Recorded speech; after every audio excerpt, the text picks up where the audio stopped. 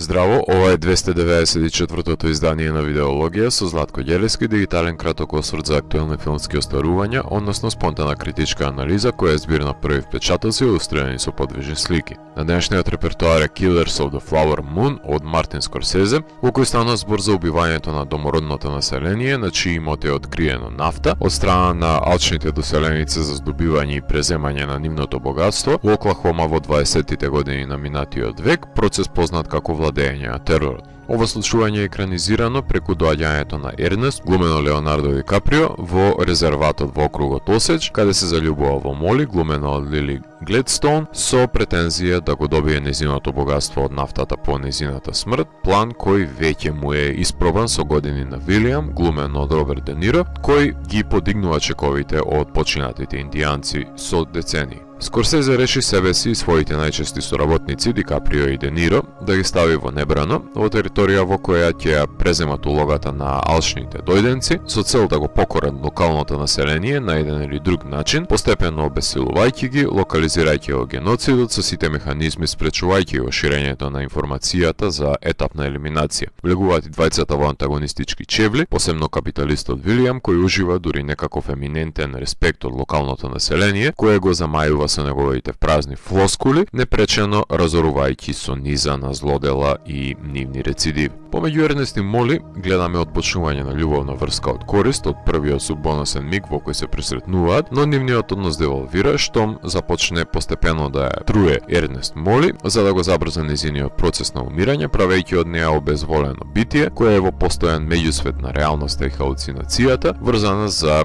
креветот со невидлив оков. Невозможна љубов на поделена Америка, кога финансиски интерес има помеѓу. Вилијам го манипулира и него, не само индијанците, но и го опремува со сите можни оправдувања за да ја анулира неговата грижа на совест, преземајќи ја неговата улога на пријател, кому првенствено важно му е да си го заштити собствениот грб по сметка на другите, користејќи ги апаратурите на мафијашите, односно инволвирајќи платени убици за забрзување на систематската елиминација, повиена како природна селекција. Доколку Ернест е непослушен, го чека палка по задникот од Вилијам. Ангажираноста на овој филм се состои од вперувањето на вниманието во историскиот настан кој е насловен Region of Terror, во кој биле одземени бројни животи на домородното население. Каква е корелацијата на тој настан со денешницата? Дидактиката лежи во историската лекција која со векови не сакаме да ја научиме, а тоа е дека алчноста по туѓиот посет ќе биде причинител за пропаст на човештвото, без разлика дали е во прашање индијански резерват, мафијашки кварт или сала за одборна фирма. Човекот од секојаш му бил волк на човекот. Важно е да паднат надмените ликови на врвот на нивното доближување до сонцето, затоа што вкусот на бесмртноста им го поматува мозокот.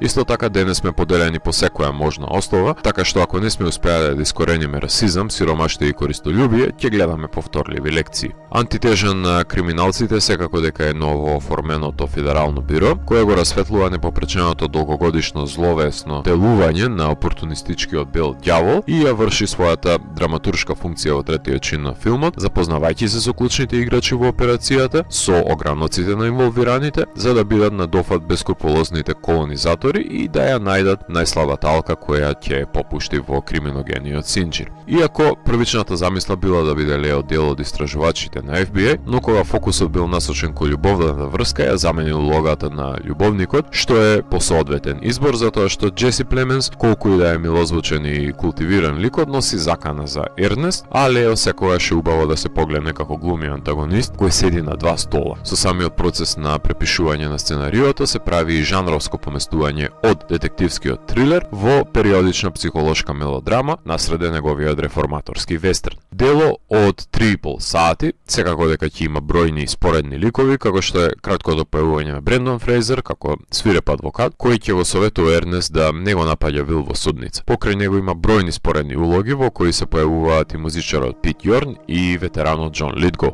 Филмот има адаптирано сценарио со оглед на тоа што се базира на книгата Killers of the Flower Moon, Oil, Money, Murder and the Birth of The FBI од Дейвид Гран, но случајот на убивање на индијанци од племето Осеч, попознато по терминот убиствата во Тулса, се предмет на филмската уметност уште од 1926 година во филмот Tragedies of the Osage Hills на Джеймс Јанг Дир. Предпоставам дека сте запознаени колку е значењето на монтажерката Телма Шунмейкер за својот филмски оддел, а за потребите на овој филм соочена е со неостварливиот предизвик да не го загуби гледачкото внимание за време на 3,5 часовниот филм на Скорсезе, кој се разбира дека нема никаква потреба да трае толку долго, ниту пак има комплицирано течение за да мора да се расплини, бидејќи има јасни тричина во кои настануваат премините. Заљубувањето на Моли и Ернест, планот за нејзино труење и доаѓањето на FBI за разрешување на случаите на необјаснетите убиства, така што со редукција на двочасовно дејствие на секој од чиновите, зашто би се спречило распленувањето, воопшто не би се загубила смислата, бидејќи филмот може да биде погледлив како триделен мини серијал,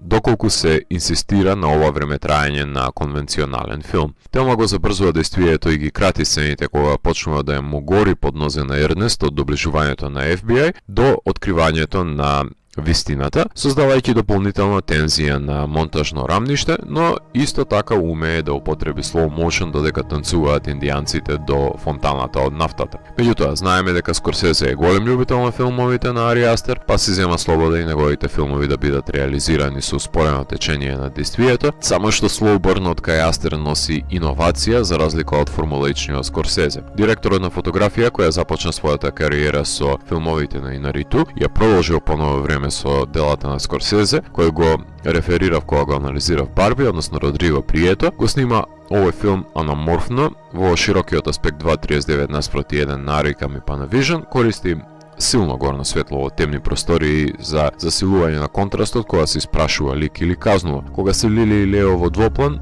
неретко користи двоен фокус, односно ги става и двајцата во план со сплит диоптер, прави и долг трекинг кадар низ интериери и улица, користени се и црно-бели фотографии за да го овековечи мигот во времето и просторот, како и нивното настанување. Преовладуваат земјени сепија тонови со максимално искористување на росни ливади и широки планови и мноштво на масовни кадри исполнети со бројни статисти. Применети се и халуцинаторни сцени каде допират до магичен реализам овој филм, кога ликовите на смртна постела не му гледаат во предвесниците на смртта, но има и впечатливи кадри со силуети на луѓе на пламнати теренсмаликови полиња. Последниот кадар, на кој се оддалечува камерата во висина над ритамот на тапанот, говори за истрајноста на домородците, чија заедница ќе опстои и пред и по доаѓањето на користољубивиот белец по црното злато. Постојаниот соработник на Скорсезе, композиторот Роби Робертсон, односно гитаристот на The Band, пратечката група на Боб Дилан, не се оддалечува од својата гитара и на овој скор, меѓутоа,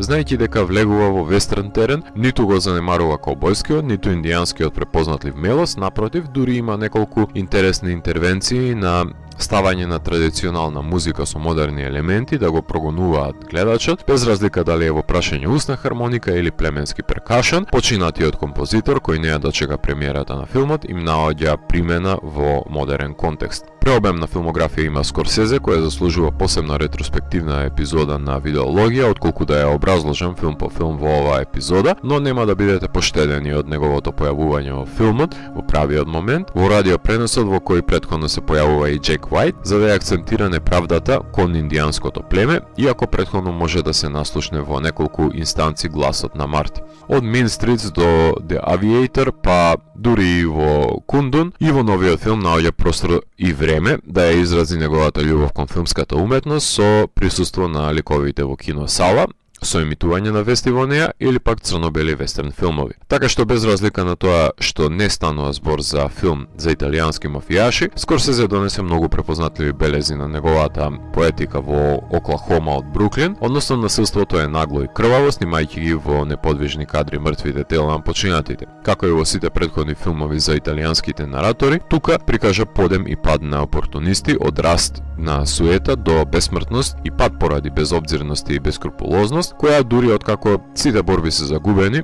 и пропаста е евидентна, Вилијамот зад решетки се обидува дури да го манипулира Ернест. Филмовите од 90-тите како Goodfellas и Казино содржаа нескротливи женски ликови кои можеа да се носат со мафијашите, така што на таа групација се приклучува и Моли Буркхарт, која подготвена е да оди до преседателот на државата за да го информира за злоделата кон незиниот народ, односно за постепеното ликвидирање, за да се добијат нивните пари, лакомост за која е свесна уште пред да се заљуби во Ернест. Следна цел му е повторно Ди Каприо да окачи во брод во филм, во кој ќе доживее бродолом во периодичниот The Wager, A Tale of Shipwreck, Mutiny and Murder, но исто така со него ќе го работи и биографскиот филм Рузвелт за истоимениот американски преседател и ќе режира нешто од предстојаната сериализација на Gangs of New York. Излишно е времетраењето на филмот, кое секако дека не е оправдливо за гледање на филмот на големо платно, врзувајќи го гледачот на столче, иако во некои градови во САД дури правеле интермецо во различни делови на филмот со паузи, налик театарски представи, без да ја консултираат Телма. Во домашни услови постои копче за пауза и извршување на основните човечки потреби, кои се главен фактор за попречување на гледањето. Скорсезе, како и сите великани од негов ранг, се потпира на тавтологијата на накалемените конвенции на неговиот стилски израз. Има направено иновација на филмот во минатото, не мора да се докажува денес, така што ако ја милувате неговата редундантна естетика, ќе уживате во делото. Филмот имаше својата премиера на Канскиот филмски фестивал, а потоа се прикажа на BFI, Цирих, Атина, Палм Спрингс. Снимен е со буџет од околу 200 милиони долари, кој моментално од киноприкажувањето е далеко од зацртаната цел да се достигнат или надминат, иако во САД ја имаше најшироката возможна дистрибуција од страна на Paramount во над 3.500 киносали, но самиот чин што Apple може да се пофалат дека филмот директно заврши на платформата Apple Plus е доволна реклама за брендот. Да се разбереме, суровата реалност е дека никогаш ниту еден режисер со индијанско потекло нема да биде во можност да сними филм за своето племе со толкав буџет, затоа што